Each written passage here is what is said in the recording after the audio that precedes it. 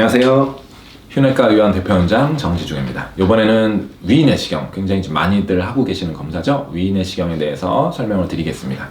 위내시경 하면 위만 보신다고 생각을 하시는데 그렇지 않습니다. 식도가 여기부터 여기까지거든요. 쭉 관찰합니다. 그리고 이제 위장을 들어가죠. 그래서 위장 전체를 보고 위장에서 이제 12장으로 또 이제 넘어가거든요. 첫 번째 부위, 두 번째 부위, 세 번째 부위로 되어 있는데 첫 번째나 두 번째 부위까지는 보통 보게 됩니다. 그래서 정확하게는 식도 위 12지장 내시경이에요. 그 다음에 많이들 하시는 질문 중에 하나가 이게 진단명이 상당히 좀 복잡합니다. 위암의 종류도 굉장히 여러 가지가 있고 위궤양이라든가 위암 이런 것들 많기 때문에 가장 흔하게 진단되고 많이 물어보시는 진단명에 대해서 설명을 드려보도록 할게요.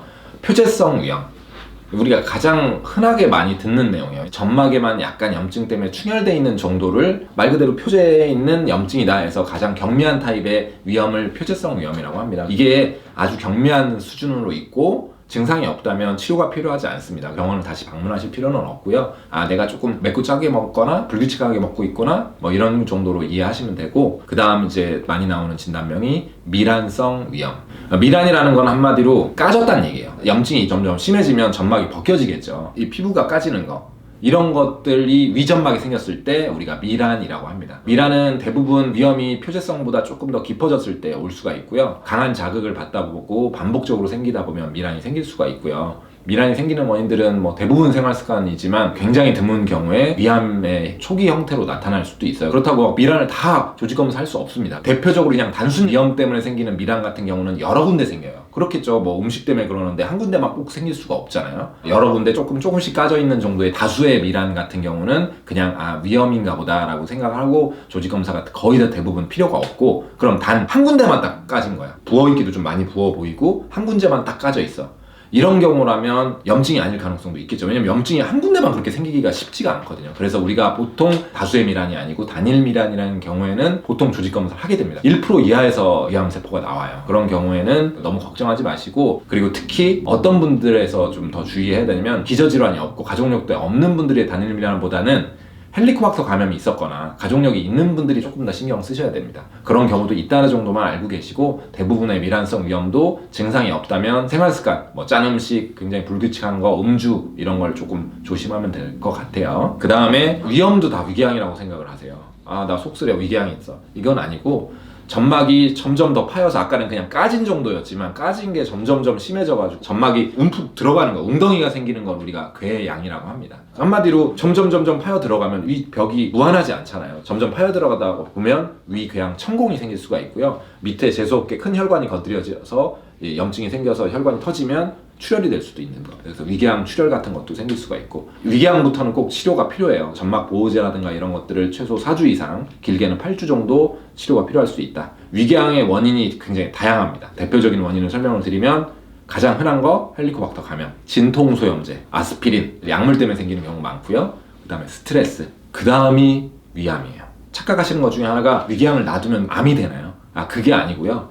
애초에 그냥 궤양 형태로 암이 나타나는 거예요. 그렇기 때문에 이게 감별이 어려운 경우들이 많아서 위궤양이 있으면 조직검사로 암세포가 없는지 확인을 하는 겁니다. 위궤양이 없고 다른 원인이다. 예를 들어 헬리코박터가 검출됐다. 그러면 헬리코박터로 인한 위궤양이 왔구나 하고 이제 헬리코박터 치료를 하는 거고, 거기서 이제 암세포가 나왔으면 이제 암 치료를 해야 되겠죠. 위궤양은 놔둔다고 암으로 발전하는 게 아니고 애초에 그냥 염증 때문에 생기는, 다른 원인 때문에 생기는 궤양이 있고 암 때문에 생기는 궤양이 있는데 모양이 감별하기 어려운 경우가 많아서 조직검사로 확진을 받고 추적을 한다라고 이해를 하시면 될 것 같습니다. 그 다음이 또 흔한 게 이제 위축성 위염. 우리나라는 뭐 헬리코박터 감염자가 많고 그렇기 때문에 위축성 위염이 굉장히 많이 나와요. 위축성 위염은 조금 신경을 쓰셔야 됩니다. 위축성 위염이라는 건 말 그대로 점막이 얇아졌다는 얘기예요. 손상이 지속되면서 위축됐다는 얘기거든요. 검사를 해보면 원래 위 점막이 분홍색으로 이렇게 이뻐야 되는데 좀 창백해져 있으면서 얇아져요. 좀 약간 하얀색 빛으로 변합니다. 역시 이것도 아주 미세하게 아주 일부분, 전체 점막의 한 2, 3%, 10% 이하 정도에 있는 위축성 위염은 생활습관 개선을 해야 되겠다라고 이해를 하시면 될 것 같고, 20, 30% 이상 의미 있게 위축이 일어나 있으면 원인을 파악을 하셔야 돼요. 위축성 위염을 일으키는 원인, 이것도 역시 대표적인 원인이 헬리코박터 감염이 가장 흔하고요. 그 다음이 술, 담배, 짠 음식, 진통소염제 같은 약물의 장기 복용, 이런 것들 때문에 점막이 데미지가 지속되면서 점막이 얇아져서 생기는 경우가 많습니다. 원인이 헬리코박터 균이고 의미 있는 위축성 위염이라면 제균 치료를 꼭 하셔서 박멸을 하시고요.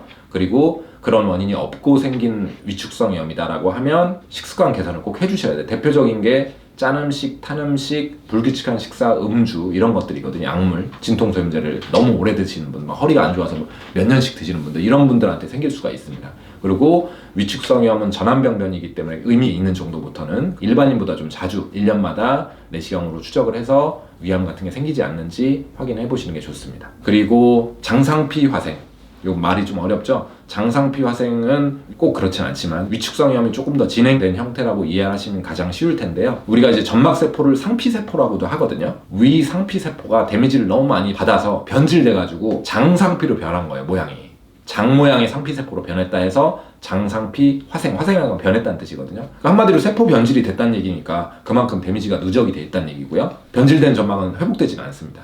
역시 이것도 막 이만큼 있고 아주 일부분에 있으면 걱정하실 필요는 없어요. 근데 굉장히 광범위하게 있고 의미 있는 변화가 전반적으로 와 있다고 하면 주의하셔야 돼요. 위암 발생률이 굉장히 높기 때문에 그런 경우는. 장상피 화생도 역시 이유가 비슷해요. 왜냐면 아까 위축성염 같은 것들이 오래 지속되면서 장상피가 생기는 경우가 많기 때문에 결국은 둘 다 위축성염이든 장상피 화생이든 어떤 원인이든 위에 지속적인 데미지가 가해졌다는 뜻이에요. 대표적인 이유가 우리나라는 헬리코박터가 가장 흔하게 감염돼서 계속 위에 데미지를 주기 때문에 그게 가장 흔한 원인이고 계속 반복해서 말씀드리는데 술, 담배, 짠 음식, 탄 음식, 진통소염제 이런 것들이 있고 진짜 만성 스트레스 굉장히 오랜 기간 있는 분들 그리고 너무 불규칙한 생활, 야간 근무조를 뭐 평생 하시는 분들 이런 분들이 이제 스트레스로 그런 것들이 생길 수 있다는 거. 위축성염이든 장상피 화생이든 아주 일부분에 이 정도면 신경 쓰지 않으셔도 돼요라고 할 정도라면 너무 걱정하시지 말고 그냥 정기검사 잘 하시면 되고 중등도 이상입니다 정도로 의미 있게 와 있다고 하면 그분들은 위암의 고위험군들이기 때문에 그런 진단명을 보셨다고 하면 정기검사를 잘 해주시고요. 일반인보다 더 짧은 1년 주기로 검사를 하시는 게 좋겠습니다.